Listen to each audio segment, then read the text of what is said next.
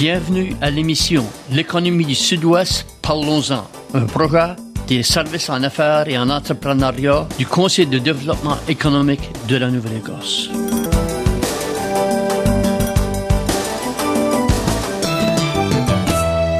Et bonsoir tout le monde, Dave Leblanc au micro avec Alain Béliveau et André Leblanc avec l'émission L'économie du Sud-Ouest, parlons-en.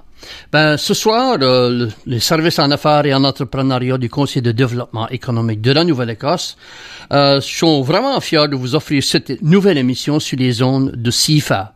Le but de l'émission est vraiment de donner le goût d'entreprendre. André, pourrais-tu nous parler un peu plus quand même du but de l'émission? Certainement, Dave, et merci beaucoup pour l'introduction. Je pense que, premièrement, il faudra peut-être explorer un petit peu. Savais-tu que ça fait à peu près 3 ans actuellement, ce mois-ci de février, qu'il y avait le premier rapport qui avait été déposé par la Commission de la Nouvelle-Écosse pour l'économie du futur. Puis, c'est plutôt connu comme le Now or Never, ou il y en a d'autres qui le connaissent comme le Ivany Report. Puis, dans ce rapport-là, il y avait certains buts qui avaient été lancés à la population de la Nouvelle-Écosse. Puis, j'espère que nous pouvons, avec les informations que nous partageons, que nous pouvons avoir un impact positif sur ces buts-là. Puis, 3 en particulier qui touchent les sujets de ce soir. Ce sera... par exemple, le lancement des entreprises. Puis un des buts, c'était de l'augmenter de 50% de ce qu'est le normal. Et le deuxième, que je pense qui est vraiment pertinent, c'est d'augmenter la valeur de l'exportation qu'on fait. Puis de nouveau, d'un autre 50% de la valeur courante dans 2014. Et le troisième, ça sera les entreprises qui participent dans faire de l'exportation. N'oublie au point que de l'exportation, c'est pas juste exporter dans d'autres pays. C'est aussi dépasser les frontières de notre province. Puis les buts là étaient encore un autre 50% d'augmentation. C'est drôle, hein, comment ça se répète. C'est beaucoup, tu vois. Yeah. Puis de soir, allons parler à propos de c'est quoi définir des produits et des services. Et les produits et les services sont fondamentaux sur pouvoir augmenter le lancement d'entreprises nouvelles ou l'expansion d'entreprises nouvelles, l'exportation et puis la valeur de ces exportations-là. Donc, j'espère que nous pouvons toucher sur ces sujets-là et puis avoir un impact positif sur ces buts-là. OK. Alain, la semaine passée, tu nous as parlé un peu du rôle et des services en affaires et en entrepreneuriat. Pourrais-tu nous parler encore de ça, s'il vous plaît? Oui, bien sûr, Dave.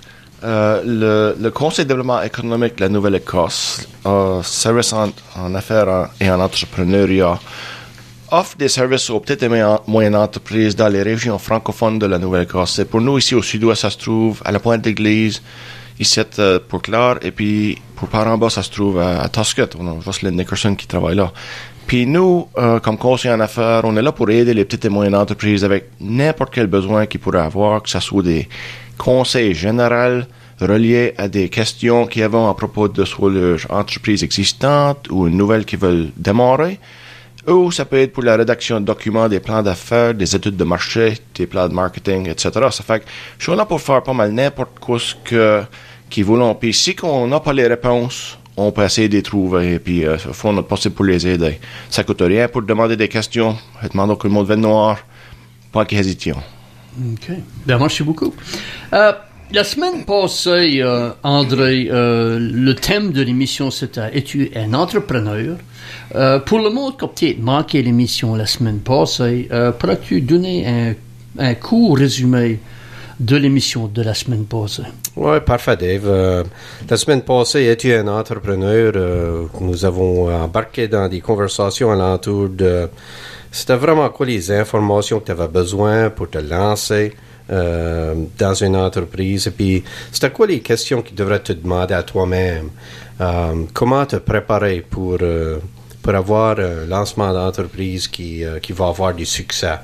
Puis, nous avons embarqué un petit peu dans... C'était quoi les forces qui font des entrepreneurs avec du succès? Puis, nous avons exploré des affaires comme ta passion, comment explorer des affaires, comme comment tu t'entoures avec une équipe de personnes, que ce soit ta famille ou des pairs que tu as, du monde que tu connais, du monde qui travaille peut-être même dans le même domaine. Et là, par après, nous avons vraiment regardé une variété de choses qui étaient plutôt au niveau de comment gérer les finances et puis mesurer sa capacité dans ces différents domaines-là. Puis, avons parlé tout, si je me souviens bien, de la motivation. Il y avait certainement de la discussion sur c'est quoi qui te motive pour t'embarquer dans une carrière entrepreneuriale. Et on a exploré vraiment beaucoup de ça. C'était-il pour te créer ta propre carrière, c'était-il pour faire un changement de carrière, ou c'était-il pour débuter de nouveau avec peut-être des compétences qu'on a, comme des métiers, etc. Puis on a vraiment embarqué dans des conversations qui étaient plutôt en fait essayer d'orienter comment vraiment se préparer avec un coffre d'outils qui allons créer du succès. À un moment donné, dans l'émission la semaine passée aussi, on avait notre coin informatique et puis il y avait un vrai ou faux, et puis il y avait saviez-vous que. Il y a quoi vous voudriez ajouter là? Oui, je suis fier que tu mentionnes en particulier le vrai ou faux qui nous a mené de faire explorer c'était quoi la population dans le coin sud-ouest de la Nouvelle-Écosse. Et il y a des chiffres nouveaux qui faisons règle de sortir au niveau du census. Et puis, rien que pour partager ça, les chiffres nouveaux pour la municipalité de Clare.